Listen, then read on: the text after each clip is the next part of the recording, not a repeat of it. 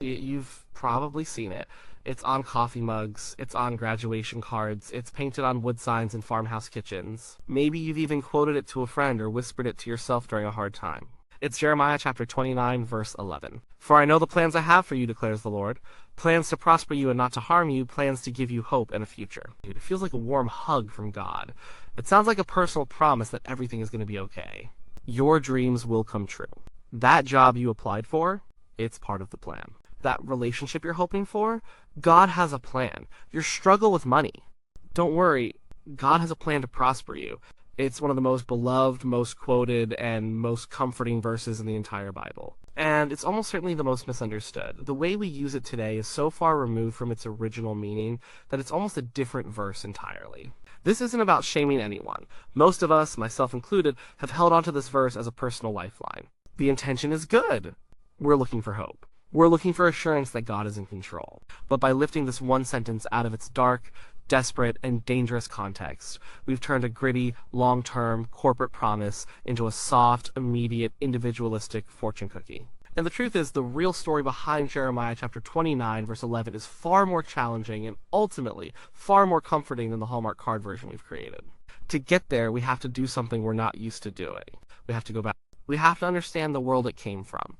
We have to feel the dirt and the fear and the tears that surrounded these words. First, you have to know about the man who wrote them. His name was Jeremiah, and he was not a happy guy. He's often called the weeping prophet, and for good reason. His job for about 40 years was to tell his own people, the people of Judah, that their nation was going to be destroyed. He had to stand in public and tell them that their political strategies were foolish, their religious practices were corrupt, and that God's judgment was coming in the form of a brutal, terrifying empire from the East, Babylon. Imagine that job. For 40 years, your message is doom. You are accused of being a traitor. You are beaten, thrown in a muddy cistern to die, and publicly shamed. You are relentlessly mocked. Nobody listens. The kings, the priests, the people, they all think you're crazy or a political subversive. Your life is one long, painful story of rejection. This is the man God chose to deliver this famous message. It didn't come from a motivational speaker in a time of peace and prosperity. It came from a man who knew suffering intimately, who was speaking on behalf of God to a people on the brink of total catastrophe. That context alone should make us pause. So, what was happening? The nation of Judah was in its death throes. The superpower of the day, Babylon, led by King Nebuchadnezzar, was sweeping across the ancient Near East. And Judah's kings made a series of disastrous political decisions trying to play Babylon off against Egypt. It didn't work. In 597 BC, Nebuchadnezzar came to Jerusalem. He didn't destroy the city completely, not yet. But he did what conquering empires do. He asserted his dominance, he raided the temple treasury, he deposed the king of Judah, and he took the best and the brightest people back to Babylon as exiles. This was the first wave of deportation. He took the skilled craftsmen, the intellectuals, the royal family, the leading officials. He took the future of the nation and transplanted it into the heart of his empire. This is who Jeremiah's letter is for. It's not for everyone. It's not for the people left behind in Jerusalem.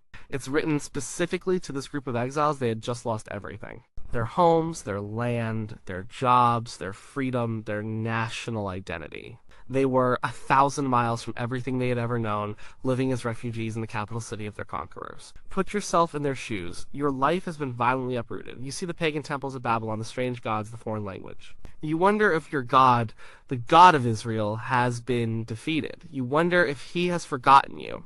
Is this the end of the story? Is the covenant broken? Are we no longer God's people? The despair must have been crushing.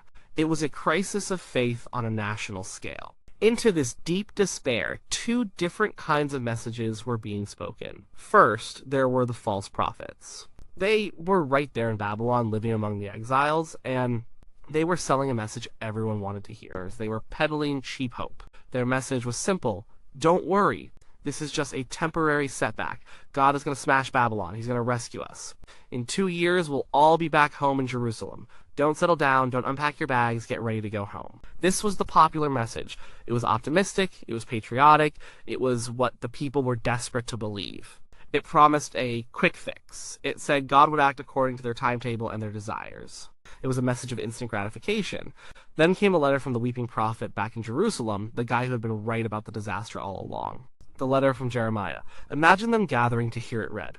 They are desperate for a word from God, for some real hope. And the letter begins with the most shocking, infuriating advice imaginable. Jeremiah tells them, on God's behalf, build houses and settle down, plant gardens and eat what they produce. Marry and have sons and daughters, find wives for your sons and give your daughters in marriage, so that they too may have sons and daughters. Increase in number there, do not decrease.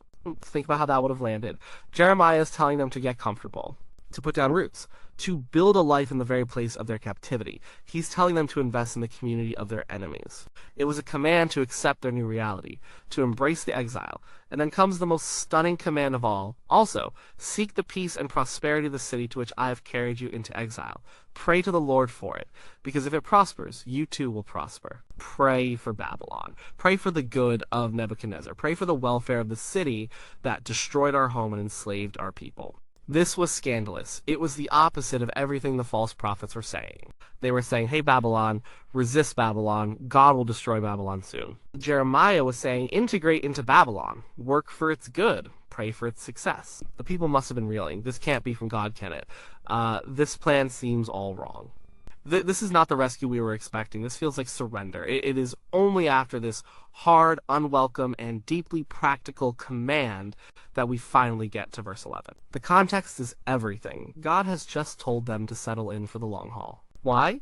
Because this isn't going to be a 2-year ordeal. Jeremiah continues, this is what the Lord says, when 70 years are completed for Babylon, I will come to you and fulfill my good promise to bring you back to this place. 70 years. Let that sink in. This wasn't a short-term problem. This was a lifetime. Most of the adults hearing that letter would die in Babylon. Their children would grow up and have children of their own in Babylon. It was their grandchildren who might maybe see the homeland again. The hope being offered was not for them personally. It was for the nation, for the people as a whole, for the continuation of God's covenant promise. It was a long-term generational hope. Now, read verse 11 again. For I know the plans I have for you, declares the Lord, plans to prosper you and not to harm you, plans to give you hope and a future. In this context, what does it mean? It's a direct rebuttal to the false prophets. They claim to know God's plan, and their plan was a quick rescue. God, through Jeremiah, is saying, no, I know the plan, not them. And my plan is different from your wishful thinking. The plans to prosper you, the Hebrew word is shalom, which means wholeness, peace. Well-being are not about getting a promotion or a bigger house in Babylon. The plan is for their long-term survival as a people. The plan is for them to build houses, plant gardens, and have families. The plan is to increase in number, not to be wiped out.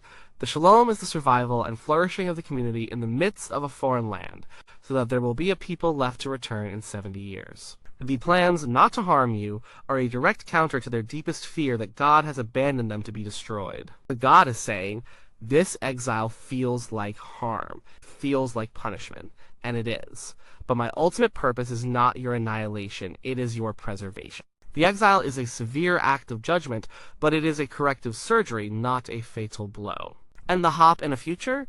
That hope is not that you, the individual reading this letter, will get to go home next year. The hope is that the story of Israel is not over. The future is that in 70 years, God will fulfill his promise and bring the people back. It's a future for their grandchildren. It's a hope for the nation. So, the original meaning of Jeremiah chapter 29, verse 11 is a promise of national survival and restoration to a specific group of people, the exiles in Babylon who were being tempted by false prophets to believe in a quick fix. It was a call to long-term faithfulness in a difficult place, with a promise that God had not abandoned his covenant people, even though the fulfillment of that promise was generations away. It was corporate, not individual. It was long-term, not immediate. It was about national survival, not personal success. So how did we get from there to here? How did this gritty, communal promise become a personalized, instant blessing? A few things happened. Over time, we in the modern Western world began to read the Bible in a very individualistic way. We see ourselves as the primary audience for every verse.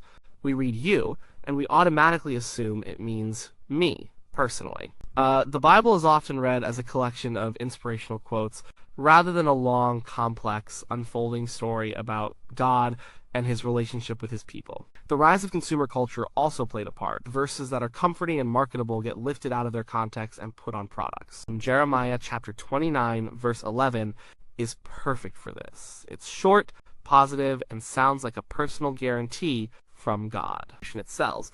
You can't really print build houses in Babylon and pray for your captors for the next 70 years on a coffee mug. This isn't to say that God doesn't have a plan for our individual lives or that he doesn't care for us personally.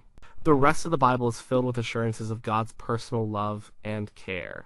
The problem is when we take this specific verse, which is addressed to a nation in exile, and force it to mean something it was never intended to mean. And this misunderstanding isn't just a harmless error. It can be spiritually dangerous. What happens when you believe Jeremiah chapter 29, verse 11, is a personal promise that God will make your life go well, and then it doesn't? What happens when you lose your job? What happens when you get a cancer diagnosis? What happens when your marriage falls apart? What happens when you pray and pray, but the situation doesn't get better? If you believe this verse is a guarantee of personal prosperity and an easy life, then suffering and failure can trigger a profound crisis of faith. You start to think, God broke his promise. He failed me. Maybe he's not good, or maybe he's not even there. The verse, when misread, sets us up for disillusionment with God. It creates a transactional faith. If I trust God, he owes me a good life. But the Bible never promises that. It can also make us blind to what God might actually be doing. The exiles were told to settle in and seek the peace of Babylon. God's plan involved them living and working in a pagan city for their entire lives. What if God's plan for us involves a long, difficult journey through a place we don't want to be? What if his plan involves struggle and waiting and learning to be faithful in our own Babylon? If we're just waiting for the quick escape to our personal Jerusalem, we might miss the work God wants to do in us and through us right where we are. So, if we can't claim Jeremiah chapter 29, verse 11 as a personal promise for a perfect life, is it useless for us? Should we just ignore it? Absolutely not. We have to learn to read it differently. We can't steal their mail. The specific promise was for them. But we can read their mail and learn about the character of the God who sent it. And when we do that, we discover a hope that is far deeper and more resilient than the one we thought we had. What does this verse teach us about God? It teaches us that God's plans are often much longer and more complex than ours. The exiles wanted a 2-year plan. God had a 70-year plan. We often want God to fix our problems by Friday. God's timeline is not our timeline. He is patient and he is working towards something much bigger than our immediate comfort. This verse teaches us to trust God's wisdom even when his plan doesn't make sense to us. It teaches us that God is present and at work even in the darkest of places. He didn't say, I'll meet you back in Jerusalem in 70 years. He gave them instructions for how to live with him in Babylon. He was with them in their exile. The verse is a promise that even in the midst of suffering and displacement, God has not abandoned his people. So, he is still working, still planning, still holding on to them. This is a profound comfort. God is not just a God of the promised land, he is also a God of the exile. It teaches us that God's ultimate intention is for the good of his people. The exile was a painful, necessary judgment, but it wasn't the end of the story. God's heart is bent towards restoration and life. His plan was for shalom. This verse reveals a God who is fundamentally for his people, even when his methods are severe. He is a God of redemption. For Christians, this has an even deeper resonance. The New Testament writers often describe the Christian life as a kind of exile. The Apostle Peter calls believers exiles and sojourners. 1 Peter 2:11. We live in this world, but our ultimate citizenship is in heaven. We live in a sort of Babylon, a world that is not our final home. We too are waiting for a promised return. In that context, Jeremiah's letter speaks to us powerfully. We are called to be faithful right where we are. We are called to build lives, to work for the good of the communities we are in, to seek the peace of our cities. We are not to withdraw from the world, nor are we to believe the false prophets who tell us that following God will lead to a life of immediate earthly prosperity and ease. And we hold on to the same hope. Not a hope that our personal lives will be perfect, but a hope rooted in the character of God. We believe that God knows the plans he has for his people. These are plans for our ultimate welfare, not our ultimate harm. These plans are to give us a hope and a future. That future is not a promotion at work, but the final restoration of all things in the new heavens and the new earth. And it's the promise that one day God will make all things new and we will finally be home. The real comfort of Jeremiah chapter 29, verse 11, is not that my life will be easy. The real comfort is that God is in control of history. The real comfort is that God remains faithful to his people through generations of struggle and waiting. The real comfort is that even in the long, dark, confusing middle of the story, God has a plan, and his plan is for redemption. So maybe we should keep the verse. But we should hold it differently. We should see it not as a fortune cookie, but as a testament to a God who works in the wreckage. A God who causes people to be faithful in the hard places. A God whose promises are bigger than our lifetimes and more certain than our circumstances. It's not a promise to prosper you. It's a promise that God will finish his story and that story ends in hope. And in a world that often feels like Babylon, that is a hope we can build a life on.